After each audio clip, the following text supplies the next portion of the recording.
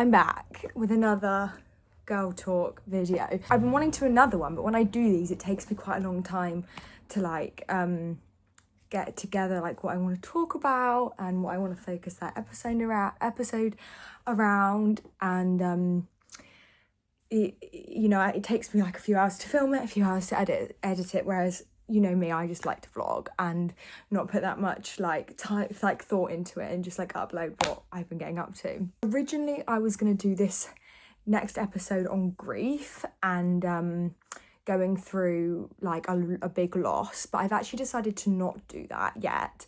I'm just not quite ready to talk about what happened, what I've been experiencing the past month. So, but that will be coming because I think, you know, being quite a young age, being quite, I don't want to say hormonal because I'm kind of past that now, but you know, that's a really important topic to talk about. So I will, but I won't yet. I don't want to yet. You know, only had the funeral last week, right? So what I'm going to be talking about today is navigating your 20s. I'm only 21 and, you know, I haven't actually experienced that much of my 20s yet. So this is just talking from like my experience so far, but it's not really navigating. I don't really want to talk about, I don't really know. I've got like a topic in my mind that I really want to talk about. Feeling like you're not in the right place for like how old you are. Feeling like someone might be ahead of you or someone might be behind you, or are you doing the right thing for where you are in life? And obviously I'm very young and I live on my own without my parents. I haven't had any help financially from my parents for a really long time. I have a partner who's a bit older than me and I've got friends who are in their first year of university. So this is just a topic I really wanted to talk about because like I get asked quite a lot about it. Like, do I feel like I missed out on certain things? Because obviously I settled down with Adam really quickly. Or really early, really young. So I just wanted to go through everything and have a little girl talk about, navigating your 20s, feeling like you are falling behind, feeling like you are moving too quickly and just finding like your place in the world at like, I might be navigating your early 20s, I'll call it. But yeah, that's what I wanted to talk about. So let's get into that video, shall we? Right, similar to my last video, I've got 4 points / like stimuli to like encourage the conversation that I want to talk about. Like I said in my other video, this is completely opinions based. It's you wanting to sit and listen to what my opinions are on things. You might not agree, which is fine. We're not going to agree on everything, but if you'd like to sit and listen to me whittle on about some topics that I feel very passionately about. I'm a very passionate person when it comes to like talking about things. Sit back, listen. And yeah, the first topic I wanted to talk about is not going to university. So the reason I wanted to talk about this is because I'm seeing a lot on my social media of people I went to school with actually graduating this year. We're 21, so if you went to university when you're 18, most courses are 3 years. If you don't go on like to do your masters or anything afterwards, 3 years. So you're now graduating. And I'm not gonna lie, when I first started seeing people like posting pictures of their graduation and, you know, what they've achieved over the past few years, I did have a moment where I was like, oh my God, if I had gone to university, I'd be graduating now. I would have a degree and I don't. And obviously my peers, you know, what you would assume my peers are do. And for like split second, I was like, oh my God, did I make a mistake? Should I have gone and got a degree? Adam's got a degree. Where would I be now if I had gone to university? And I had to like slap that out of me a little bit because, you know, I've achieved things myself that people from university haven't. But it's more than okay to have a moment where you like start questioning things. You're going to have that for the rest of your life. You're going to see what other people are doing. And I think a big thing is just try not to compare your success to someone else's success to your success, because someone's always going to end up with a short straw, and you're always more inclined to be harder on yourself. So it's usually you're going to be the one that's not doing as well. When in actual fact, you haven't not done as well, you've just done things differently. I've done things very differently. I left school and privately trained to become a beautician and started working with my stepmom at her salon. So what's the topic? This is my problem. Not going to university. So yeah, I decided not to go to university purely, number one, because I didn't do very well in my A-levels, for various reasons that I won't go into. Second of all was because I didn't know what I wanted to do at university, and I didn't want to go and end up with like a £30,000 student loan and then come back and not really use my degree. I understand going to university if you want to be a teacher or you want to be a doctor or a lawyer or something like that, but I didn't want to do that. So that was why I didn't go, and obviously a lot of people did. But I'm not gonna lie, I'm not gonna sit here and say that like I've cured this feeling, because part of me still is feeling like if I had gone to university at 18, I would have a degree now. Don't regret not. I've got things other people get, and I just would say to you, try not to compare someone else's success to your success, because you are both successful, just in very different ways. You don't know what they're going through. I've seen the news lately. I've seen like the job market. These people who are graduating with degrees, you know, they might have sent 100 job applications out and not heard anything back. Also, a big thing about that is as well, don't go with everything you see on social media. I don't know. I don't really know enough about university. I didn't even apply to UCAS, so I don't want to like keep whittling on about something I really don't know a lot about. I'm just editing and wanted to pop back in just to mention as well, the sixth form that I went to, obviously when I was doing my A-levels, were very academic heavy, very uni is the only option for, you know, the next step if you want to be successful is uni. And obviously I didn't end up listening to that and I didn't go.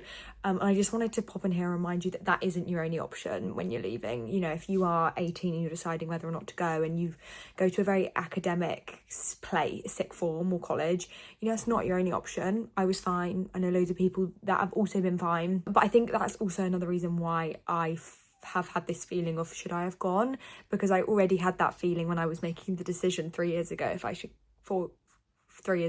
go or not. But just wanted to pop in here and say, if you do go to a very, you know, uni is the only option, sixth form or college, it's not.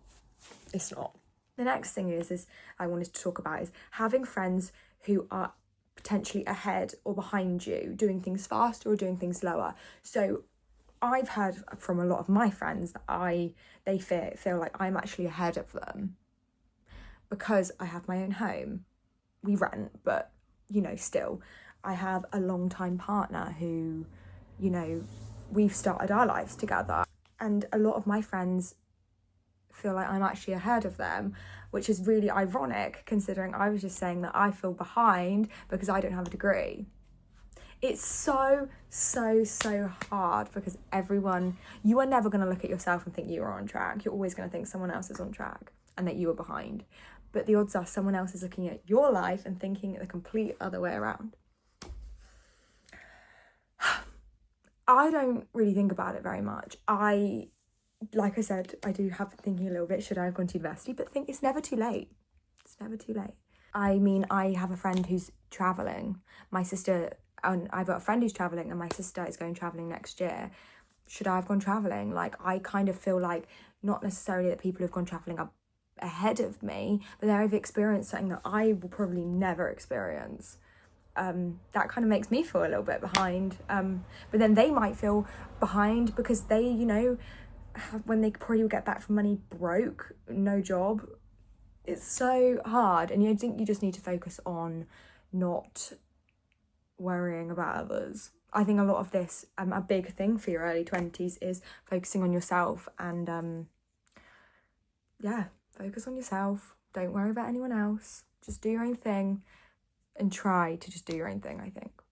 The fourth thing I wanted to talk about is figuring out what to do with your life. So I did music and drama at school. You would never have guessed.